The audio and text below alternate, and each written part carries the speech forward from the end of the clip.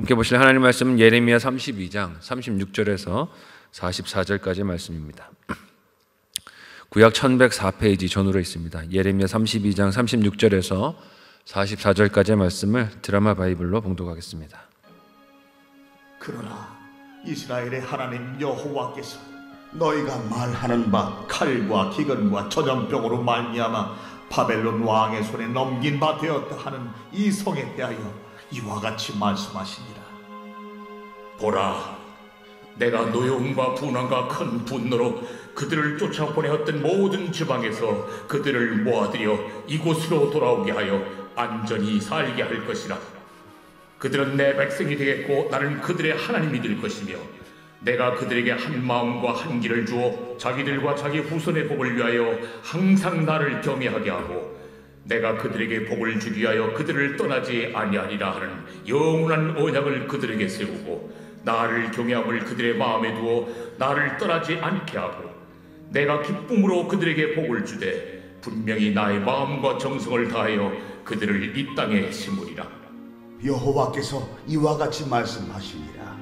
내가 이 백성에게 이 큰 재앙을 내린 것 같이 허락한 모든 복을 그들에게 내리리라. 너희가 말하기를 황폐하여 사람이나 짐승이 없으며 갈대인의 손에 넘긴 바 되었다 하는 이 땅에서 사람들이 밭을 사되 베냐민 땅과 예루살렘 사방과 유다 성읍들과 산지의 성읍들과 저지대의 성읍들과 네겝의 성읍들에 있는 밭을 은으로 사고 증서를 기록하여 봉인하고 증인을 세우리니 이는 내가 그들의 포로를 돌아오게 함이니라. 여호와의 말씀이니라. 아멘. 함께 읽은 본문의 말씀을 가지고 다시 세우시는 언약이란 제목으로 말씀 나누고 기도하도록 하겠습니다.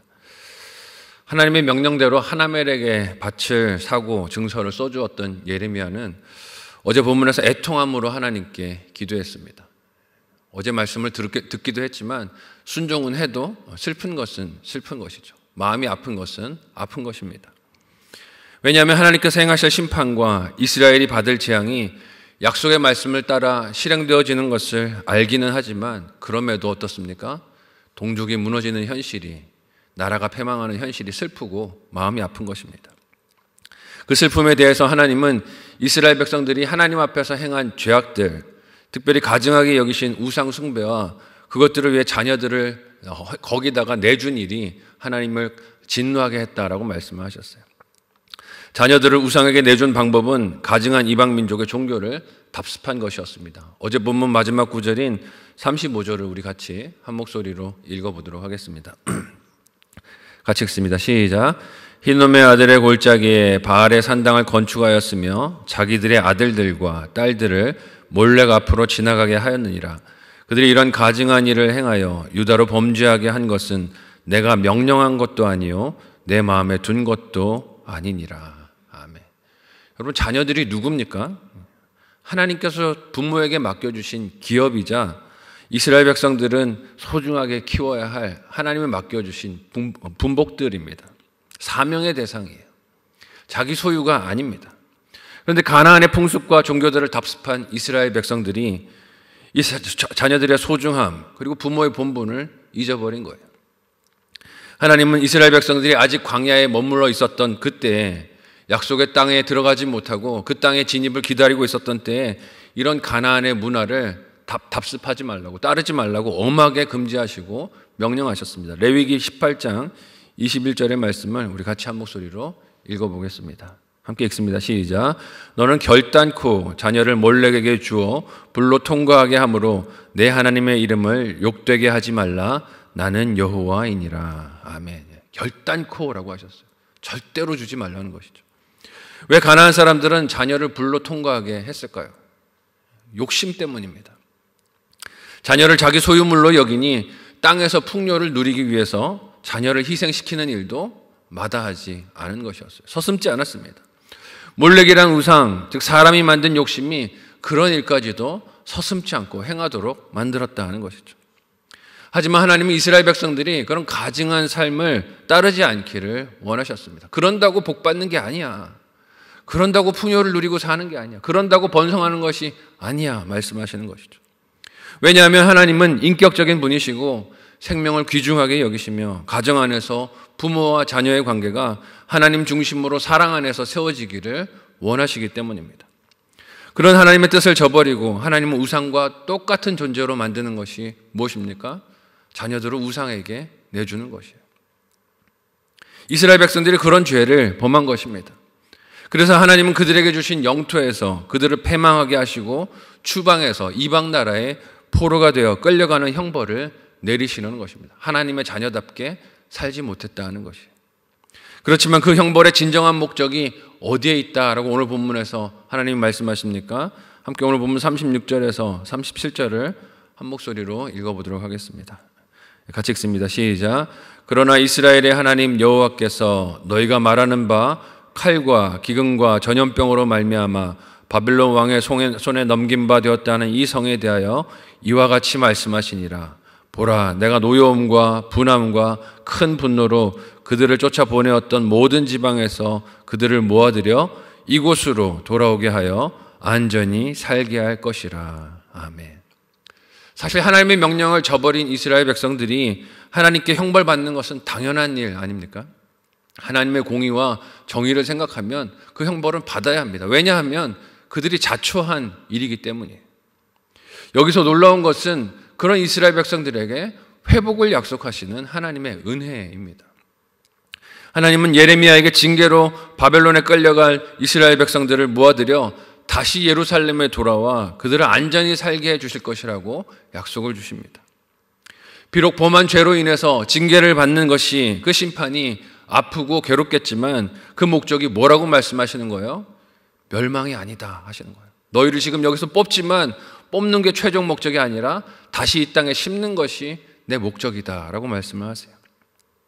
다시 돌아오게 하시고 다시 안전하게 살게 해주시려는 것이 하나님께서 심판을 통해서 이루고 싶은 최종 목적이다 하시는 것입니다.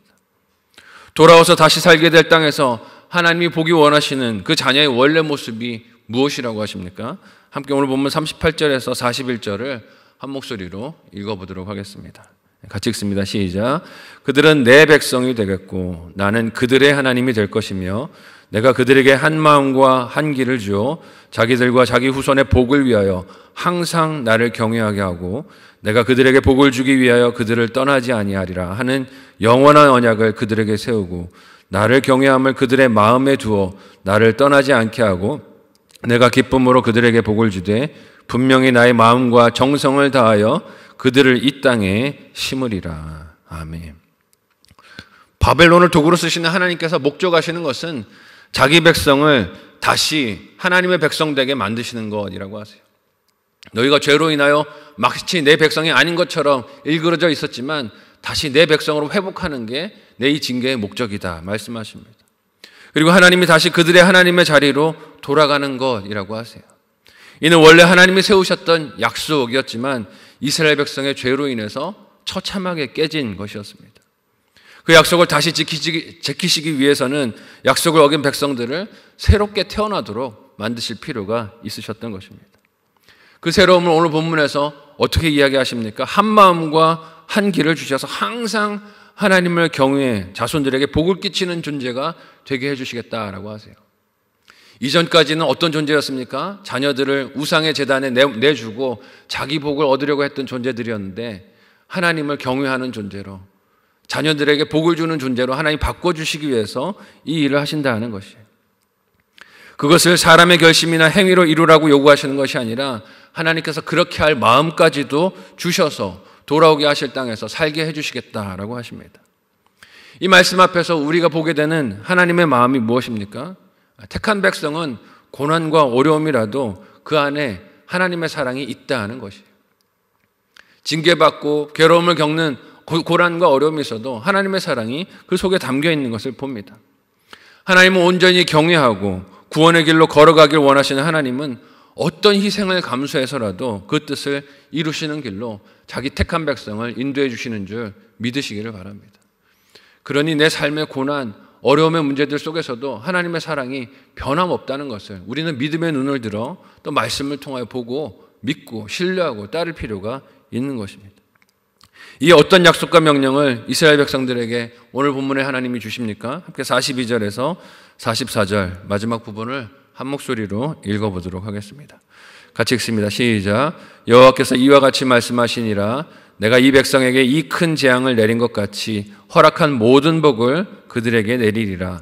너희가 말하기를 황폐하여 사람이나 짐승이 없으며 갈대의 여인의 손에 넘긴 바 되었다 하는 이 땅에서 사람들이 밭을 사되 베냐민 땅과 예루살렘 사방과 유다 성읍들과 선자의 성읍들과 저지대의 성읍들과 네겝의 성읍들에 있는 밭을 은으로 사고 증서를 기록하여 봉인하고 증인을 세우리니 이는 내가 그들의 포로를 돌아오게 함이니라.